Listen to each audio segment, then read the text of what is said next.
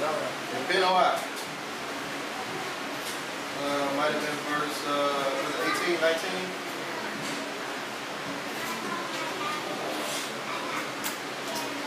Yep. Verse 18. Genesis chapter 35 and 18. And it came to pass, as her soul was departing, she died, that she called his name Benoi. But his father called him Benjamin. His father called him what? Benjamin. So, he was called Benoi, son of my sorrow, but his father called him what? Benjamin. After his mother died, after the death, he was called what? What does Benjamin mean? Son of my right hand. So after Mashiach died, where'd he go? To the right hand of the Father. Woo. This is what we got to understand. After this man took this death for us, took accountability for us, he was in pain, but he was overjoyed when he went back to his father. Yeah. Now he wasn't the son of his sorrow no more, but the son of his right hand, because he was held accountable for our actions. Right? Yeah. Let's go to Isaiah chapter 53.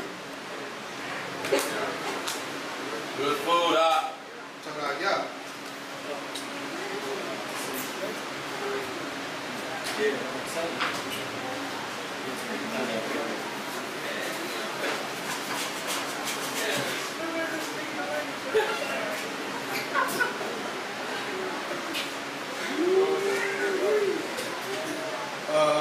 Isaiah 53 and 1.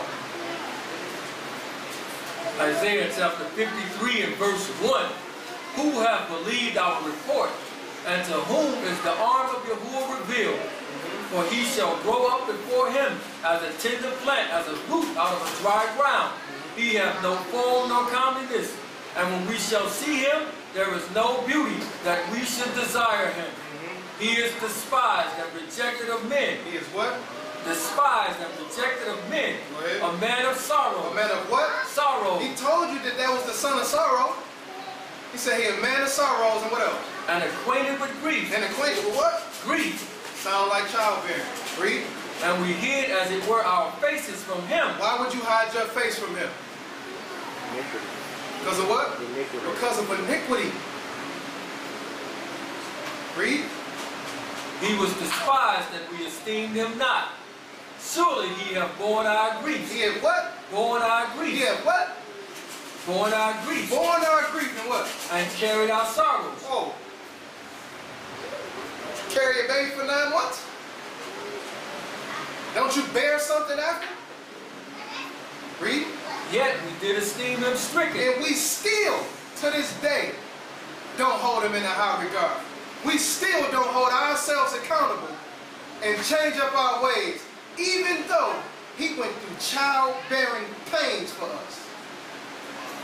Read.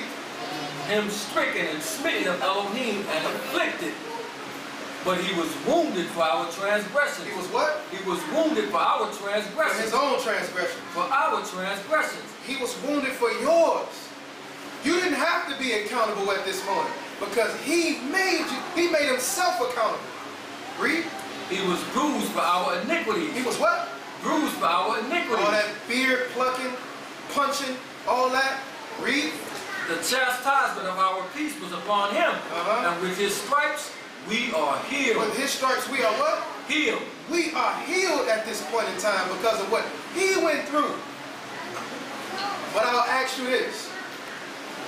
If he was giving us the opportunity to take accountability for our own actions, and he continued to do it over and over and over again, what happens when he actually has to come and be face to face with you as he was with Adam and as he was with Eve? Do you get the same question?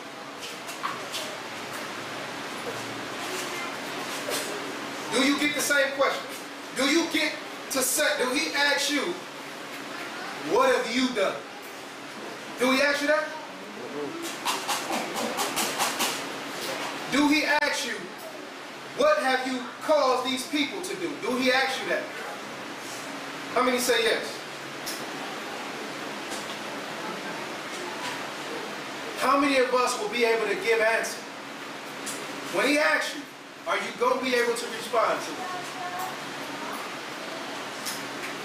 So is there really a point in asking you? It's because he's not. He won't ask you. Matthew 12 and 36 again. B, pick it up at Romans the 14th chapter.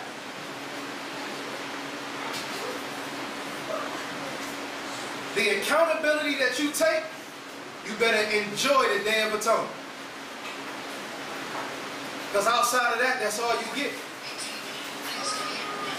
Matthew 12 and 36. Matthew chapter 12, verse 36. But I say unto you that every idle word that men shall speak, they shall give an account thereof in the day of judgment. The words is going to give account for. You don't say a word. Read. For by thy words thou shalt be justified, and by thy words thou shalt be condemned. The stuff that you already said and did is what's going to be your answer. There's no reason for him to ask you because your works are speaking loud enough for you. Right? Where I got you at? Okay, don't read that yet. We coming back to Matthew. Get Matthew chapter 23, verse 23.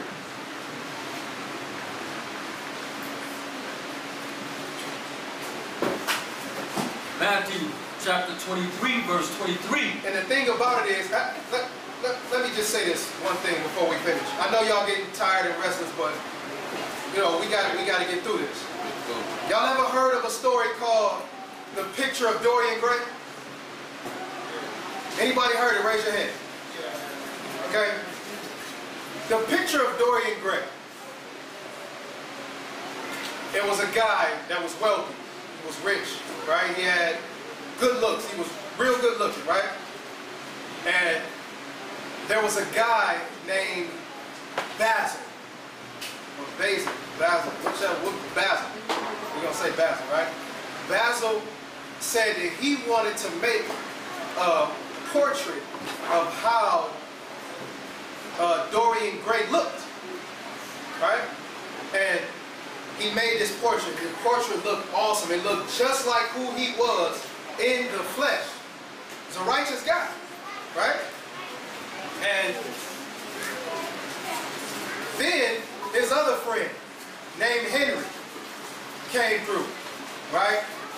It was like, hey man, you know, I know you all trying to do the right thing and trying to do good. This guy ended up being a portrait or a picture of the devil. Hashatan, right? Whichever they want to call it, right? This guy ends up being the representation of the devil in the flesh. I mean, you doing all this right stuff, man. You ain't doing what you want to do. You only doing what's right, right? How about this? How about you live your life like you're supposed to, like you want to? Look, I'll make a deal with you. If you allow all of your, that he actually told him to make a wish, something to that effect, if I can remember. Make a wish on what he wanted, right?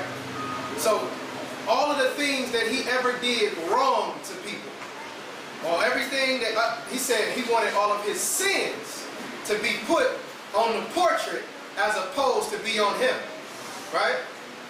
He also wanted to remain good looking for the rest of his life. So he was promised eternal life. He was also promised good looks. The only thing was that his old age and all of his sin that he committed was going to show up on this painting. Right? Y'all follow me so far? He gave his soul for that. Right? Now, he fell in love with this woman. Right? She was an actress at doing screenplays. He fell in love with her because of her